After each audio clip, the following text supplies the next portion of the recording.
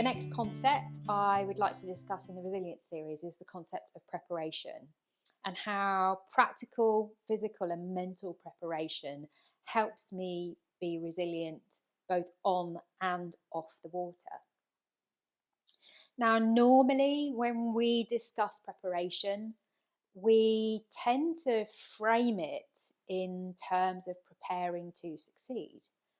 But actually, the kind of preparation that I want to discuss now is preparation for things to go wrong. Preparing for the unwanted to happen is something that we have to do as solo ocean racers. Because we're going out into the middle of nowhere, we're going alone to places where people can't come and help us, but also within the framework of our racing, people are not allowed to help us other than on the phone, then we have to be prepared and skilled and equipped to deal with the unwanted. Now, this means visualizing all of the things that could go wrong during a 3-month solo race around the world, and making sure that me as a sailor am equipped to deal with each of those things. Now, there's a lot of skill that goes into this and experience, and I worked quite hard with my shore team before the race to make sure that we'd gone through every element of the boat from bow to stern, every tiny little detail, and we knew which spanner, which screwdriver we needed for each individual component. But also we had to put together a toolkit and a spares kit that could address every eventuality, including changing a rudder, which I actually had to do in the Southern Ocean. Now, this practical preparation for things to go wrong is a reasonably easy concept to grasp. I think the really kind of weighty thing behind it that definitely helped me being mentally resilient while I was at sea was the concept that I had visualized each of those things already that could go wrong. You know, in my mind, when I head out to sea, I want things to go well. I'm trying my hardest for things to go well. And we prepare the boat to be as strong as it possibly can so that things will go well. However, I've already understood that there are some things out of my control, and some things that we didn't foresee that may happen.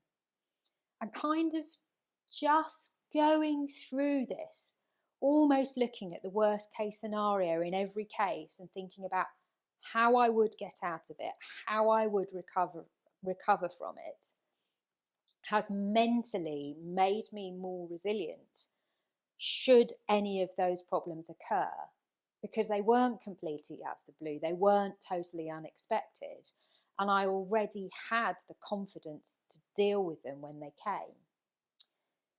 And I think this really demonstrated itself well during the Vendée Globe race.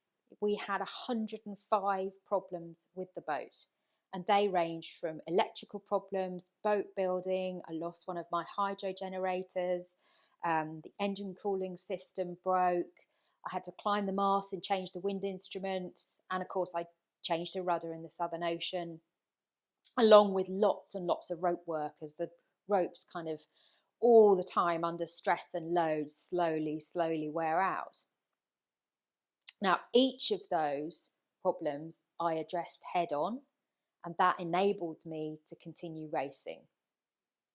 And I think a lot of my ability to bounce back was this mental resilience that I had because I'd gone into the race so well prepared. But actually, there was one element that I hadn't prepared well and I wasn't ready for. And I think this tested my resilience beyond belief. I've got so much work to do before next time. I need to sort my back out. Big time. I need a better diet. I mean,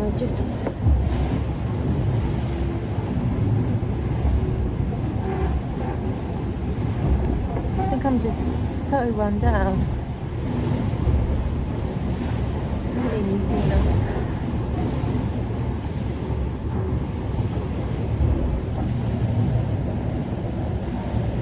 It would be better if I could go outside. But I put my waterproofs on and they just hurt on my legs.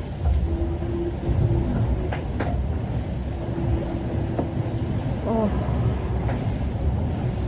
I just need something to let out at some stage.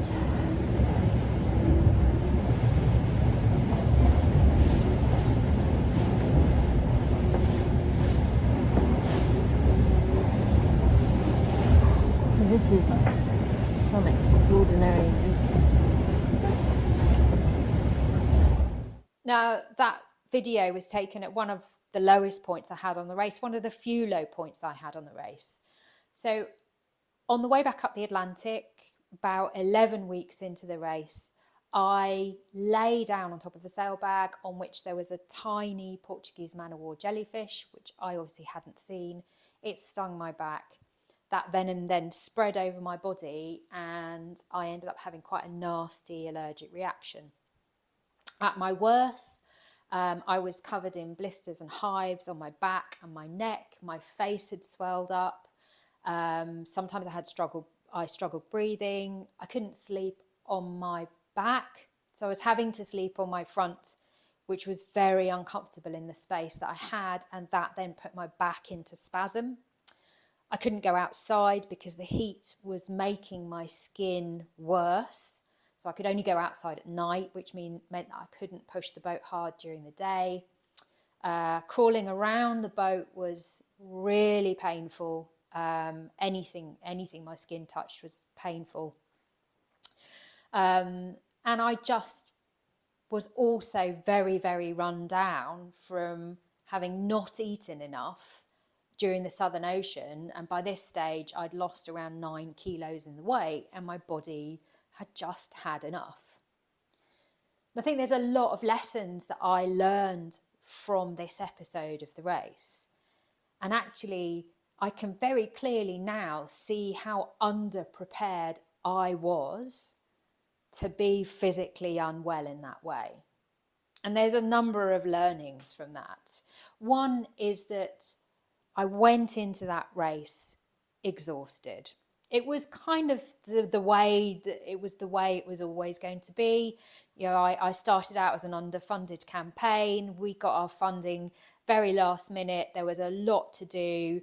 There was a lot of pressure on me to get to the line. And so I was always bottom of the pile, and I didn't give myself enough attention in physical preparation before the race. But I kind of knew that and accepted it. The second part was that I wasn't eating enough and I didn't realise, and I'd lost 9 kilos before I actually realised that I wasn't eating enough. And so that kind of put my body in a very difficult position after being at sea for 10 weeks in extreme conditions. Thirdly, when we'd done the practical preparation for the medical kit, we had not imagined in a million years that I was going to get stung by a jellyfish and have an allergic reaction. We just didn't know that. We couldn't visualise it. We didn't know. And although we did have enough medication to deal with it, we had to get a little bit creative when I was ill for an extended period. And so definitely going into the next race, we have adapted already and kind of acknowledged and we're changing the types and the volumes of medication that will go into the kit and adding extra. But I think the strongest thing that I pull out of this is that mentally I was not prepared for me to break. Mentally, I was prepared for the boat to break. I'd already kind of gone into this race knowing that the boat would break and I needed to be ready to fix it. But I never in a million years imagined that it would be me that would be the weak link. So when that happened to me, it completely sideswiped me. And it took me a long time to get over the fact that I was unwell, I was physically unable to do a lot of things, and there didn't seem to be anything I could do about it. I was dealing with a lot of negative emotion at that time. I was blaming myself for not being a functional human being, blaming myself for letting me down, for letting my sponsors down, for letting my supporters down, because I was continuing towards the finish line, but two boats overtook me while I was unwell, and it seemed that I was powerless to stop it. And I think that because it was such a surprise to be so unwell, and because when I was unwell, I seemed to have absolutely no agency and no ability to make myself better, it really impacted on my resilience and my ability to climb out from under it, to have confidence in the solution to the problem, and to make it better. So I guess to wrap up all of this, preparation is important, and we can't just focus on positive outcomes. Being prepared, foreseeing, imagining the worst things that could go wrong and planning for them to happen, and giving yourself the skills, the ability, the confidence to deal with them when they do, takes the sting out of anything bad that comes your way. And it's certainly a major way that I overcome problems.